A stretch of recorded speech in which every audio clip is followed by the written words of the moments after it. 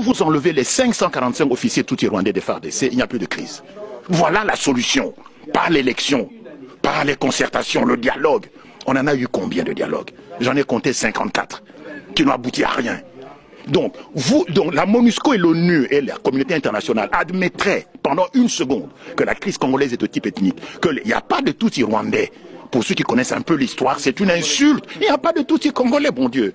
Le Rwanda a été créé au XVIIe siècle avant la création de l'État indépendant du Congo. Et le Rwanda fut une colonie allemande. Les Allemands n'auraient jamais laissé le roi Léopold II s'emparer des populations Tutsi rwandais, n'est-ce pas? Donc, les Tutsis sont au Rwanda, qu'ils rentrent au Rwanda. Qu'il y ait des Tutsis de nationalité congolaise, oui. Mais des Tutsis congolais, il n'y en a pas parce que les Tutsis n'ont pas de terre au Congo. Il n'y a pas de terre appartenant aux Tutsis sur le territoire congolais. De même qu'il y a des Congolais qui habitent en Belgique, il y a des Balouba, des Bayansi, des Batédra qui vivent en Belgique, mais il n'y a pas de Batété la belge, il n'y a pas de Balouba belge, parce que nous n'avons pas de terre ici, nous n'avons que la nationalité. Qu'il y ait des Tutsis qui ont acquis la nationalité congolaise, d'accord, mais ils n'ont pas de terre ancestrale.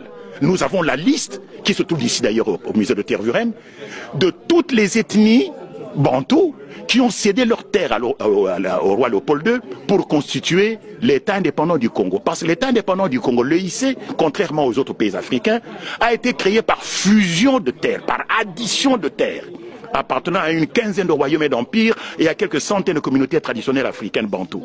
Alors que les autres États africains, les autres colonies africaines ont été créés par division.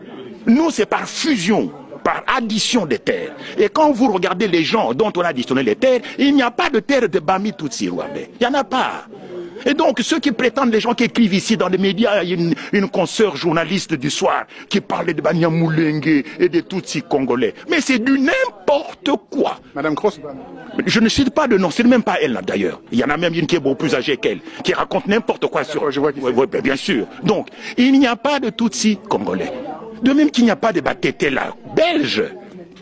Donc, la guerre du Congo vient du fait que les Tutsis veulent créer au Congo, au dépend du territoire congolais, un Tutsi Land, un foyer national Tutsi, où ils vivraient en population majoritaire, où ils seraient plus exposés à un risque de génocide. Et ce territoire, ils veulent le prendre où? Au Kivu. C'est pour ça que le Kivu n'a pas été impliqué dans la réforme administrative. Toutes les autres provinces ont été découpées, sauf le Kivu. Et puis on nomme qui? On nomme Azarès Roubert, un Tutsi rwandais, comme ministre de la décentralisation. Tiens. Mais ça se voit comme le nez au milieu de la figure. Il y a un plan rampant de balkanisation du Congo et de la création du Tutsiland. Et ce qui s'est passé au Kivu, où on a massacré les chefs coutumiers, c'est ce à quoi on assiste aujourd'hui avec les Kamwina Sampo, c'est le même scénario.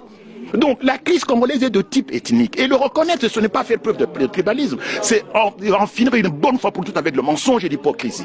Qu'on admette qu'il n'y a pas de Tutsi congolais, que les Tutsis du Congo, et notamment ceux de l'armée en particulier, les 545 officiers, rentrent chez eux au Rwanda, et il n'y a plus de crise au Congo.